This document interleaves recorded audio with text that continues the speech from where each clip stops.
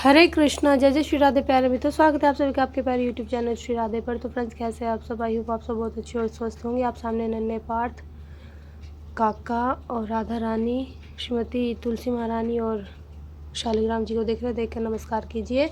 तो फ्रेंड्स, आज है कार्तिक स्नान का, हम जो है 9वां अध्याय पढ़ने जा रहे हैं। तो फ्रेंड्स, हम जल्दी से अब तुलसी महारानी जी का पूजा आचमन कर लेते हैं। उसके बाद कार्तिक अध्याय के 8वीं जो है कथा का हम श्री हरि विष्णु का नाम लेके शुभारंभ करेंगे। तो फ्रेंड्स, हमने तुलसी महारानी जी का पूजा आचमन कर लिया। अब जो हम कार्तिक स्नान का 9वां अध्याय पढ़ने जा रहे हैं। बोलो श्री हरि विष्णु भगवान की जय, तुलसी मैया की जय, भोले बाबा की जय, पार्वती मैया की जय, राधा रानी की जय, बांके बिहारी लाल की जय, शालिग्राम जी महाराज की जय। इधर वृंदा ने स्वप्न देखा कि उसका पति सारे शरीर में तेल लगाकर नंगा शरीर भैंस पर सवार होकर दक्षिण दिशा की ओर प्रेतों के साथ जा रहा है। यह स्वप्न देखने से बड़ी चिंता हुई कि अटारी तथा गौशाला कभी विश्राम नहीं मिला। तब वह एक वन से दूसरे वन में चली गई। वृंदा ने सिंह जैसे मुख वाले 2 राक्षस देखे। उन्हें देखते ही वह डर के मारे भागी। आगे देखकर उसने शिष्य सहित एक तपस्विनी मुनि को देखा और उनसे अपनी रक्षा के लिए कहा। उसकी प्रार्थना पर मुनि ने अपनी एक हुंकार से उन राक्षसों को भगा दिया। तत्पश्चात वृंदा ने मुनि से विनय पूर्वक कहा कि महाराज, मेरे पति जालंधर तथा महादेव जी में घोर युद्ध हो रहा है। उसमें किसकी विजय होगी, कृपा करके बतलाइए, क्योंकि आप सर्वज्ञ है। यह सुनकर मुनि ने ऊपर को देखा। उसी समय 2 बंदरों ने आकर मुनि को प्रणाम किया। मुनि के संकेत पर वे दोनों बंदर वहां से चले गए। फिर थोड़ी देर बाद वे दोनों आकाश की ओर से आए। उन्होंने वहां जालंधर दैत्य का सिर और धड़ लाकर फेंक दिया। वृंदा अपने पति के भी शरीर को देखकर बहुत दुखी और रोने लगी। तत्पश्चात मूर्छित होकर पृथ्वी पर गिर पड़ी।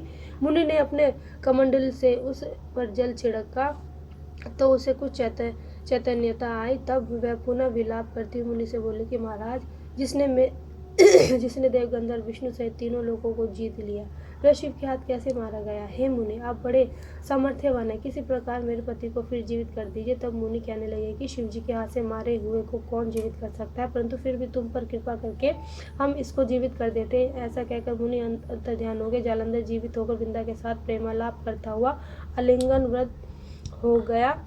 वृंदा भी अपने पति के वेश में विष्णु के साथ उस वन में रमण करती रही, परंतु एक मैथुन के पश्चात अपने पति के वेश में विष्णु को देखकर वह अत्यंत क्रोधित हुई और श्राप देती हुई बोली कि तुमने मेरे पतिव्रत धर्म को नष्ट किया है, इसलिए मैं तुमको श्राप देती हूँ। निश्चय ही वह कपट मुनि तुम ही थे, और तुमने जो 2 राक्षस कपट के बनाए थे, वही कालांतर में तुम्हारी स्त्री का हरण करेंगे, जो तुम्हारा शिष्य था। वह बंदर रूप धारण कर तुम्हारी सहायता करेगा। फिर कहा कि तुम शिला पत्थर हो जाओ। नारद जी कहने लगे कि राजे पुत्र, भगवान विष्णु के ने देवताओं तथा अपने भक्तों के कार्य के लिए पतिव्रता वृंदा का यद्यपि शील हर लिया, परंतु मन ही मन अत्यंत दुखी हुए और बोले कि हे वृंदे, मैं तुम्हारे शाप को ग्रहण किया, अतः मैं अवश्य शिला रूप में हो जाऊंगा, परंतु तुम भी वृक्ष रूप होकर मुझको मिलोगी। उसी समय वृंदा अपने पति के चरणों का ध्यान करके विष्णु के मना करने पर भी अग्नि में प्रवेश कर गई। विष्णु वृंदा का स्मरण करके उनकी चिता की भस्म में लौटने लगे। नारद जी कहने के राजा पृथु, उधर युद्ध में जालंधर दैत्य ने शिव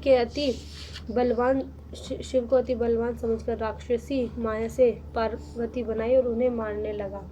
उसी समय इस माया को देखकर शिव जी नीचे को मुख करके बैठ गए। तभी अच्छा अवसर देखकर जालंधर ने अनेक बाण शिव जी के मारे। इस प्रकार शिव जी को संकट में ग्रसित देखकर विष्णु भगवान वहां पर आए और शिव जी को राक्षसी माया का ज्ञान कराया। तब शिव जी बड़े भयंकर वेग में से राक्षसों को मारने लगे। शिव जी की इस तीक्ष्ण बाण वर्षा के आगे शुंभ निशुंभ भी न ठहर सके।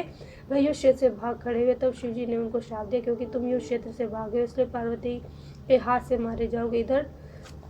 उधर जिस समय वृंदा का पतिव्रत धर्म नष्ट हुआ, तभी जालंधर का बल समाप्त हो गया। ठीक इसी समय विष्णु ने अपना सुदर्शन चक्र अपने तेज सहित शिव को दिया। फिर शिव जी ने अपना ऋषियों के तप का, प्रतिव्रता स्त्रियों का तथा ब्रह्मा जी का तेज उसमें छोड़कर जालंधर दैत्य पर छोड़ दिया, जिससे उसका सिर कटकर भूमि पर गिर गया।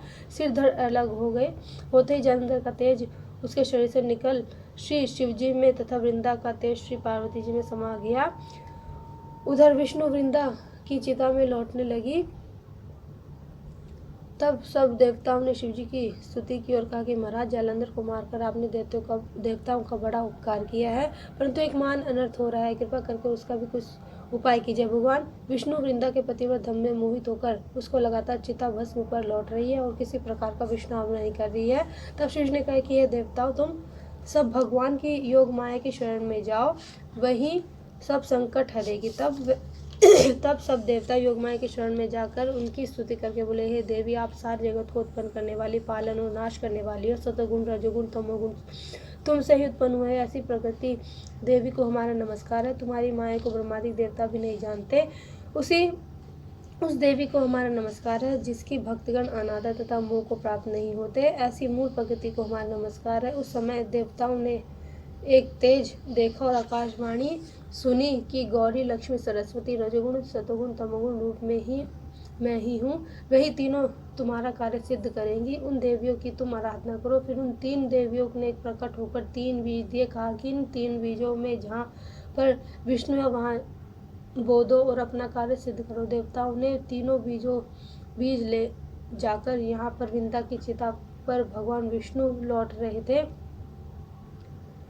जाकर बो दिए। उन तीनों बीजों से 3 वृक्ष उत्पन्न हुए, रजोगुण सरस्वती से आंवला, तमोगुणी गौरी से तुलसी, सतोगुणी लक्ष्मी से मालती हुई। श्री लक्ष्मी जी ने अपना बीज ईर्ष्या युक्त होकर दिया, इसलिए मालती भगवान की पूजा में निंदित तथा आंवला और तुलसी भगवान को अति प्रिय हुई।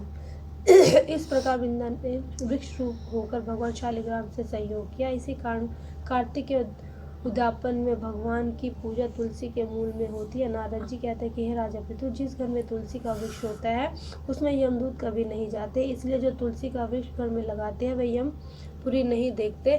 नर्मदा तथा गंगा का जल, तुलसी का पूजन, ये तीनों कार्य बराबर है। चाहे मनुष्य कितना भी पापी क्यों ना हो, परंतु मृत्यु समय जिसके प्राण मंजरी सहित निकल जाते हैं, वह पापों से मुक्त होकर भगवान के वैकुंठ धाम को प्राप्त होता है। जो मनुष्य तुलसी तथा आंवले की छाया में अपने पितरों का श्राद्ध करता है, उनके पितर मोक्ष को प्राप्त होते हैं। जो मनुष्य आंवले का फल तथा मंजरी युक्त तुलसी दल मुख में रखता है, वह साक्षात विष्णु के समान है। जो मनुष्य कार्तिक मास में आंवले की छाया में भोजन करता है तथा रुद्राक्ष की माला धारण करता है, उसके धर्म, अर्थ, काम, मोक्ष सब कार्य सिद्ध हो जाते हैं। नारद जी कहते हैं कि राजा पृथु, तुलसी और आंवले का महात्म्य ब्रह्मा जी कहने में असमर्थ है। जो कोई इस कथा को पढ़ता अथवा सुनता है वह भी मोक्ष को प्राप्त हो जाता है। इस प्रकार कार्तिक माते का 9वां अध्याय जो है समाप्त हुआ। बोलो श्री हरि विष्णु भगवान की जय, लक्ष्मी माता की जय, पार्वती माता की जय, भोले बाबा की जय। तो फ्रेंड्स, इस प्रकार जो है कार्तिक स्नान का हमने 9वां अध्याय पढ़ लिया। कथा बहुत ही सुंदर थी। मैं श्री विष्णु भगवान से तथा शिव और माता पार्वती से प्रार्थना करूंगी कि आपकी हर प्रार्थना को भगवान स्वीकार करे। तो इस प्रकार जो है कथा का समापन हुआ। तो फ्रेंड्स, अब हम जो है तुलसी महारानी जी की परिक्रमा करेंगे, उसके बाद सूर्य और चंद्रमा को अर्घ्य देंगे। आशा करती हूँ आपको वीडियो बहुत पसंद आई होगी। अगर वीडियो पसंद आई हो तो वीडियो को लाइक, कमेंट, शेयर ज़रूर करें। चैनल को सब्सक्राइब करें, फ्रेंड्स एंड फैमिली में शेयर करें। तो चलिए फ्रेंड्स, मिलते हैं नेक्स्ट वीडियो में। तब तक के लिए हरे कृष्णा, जय जय श्री राधे।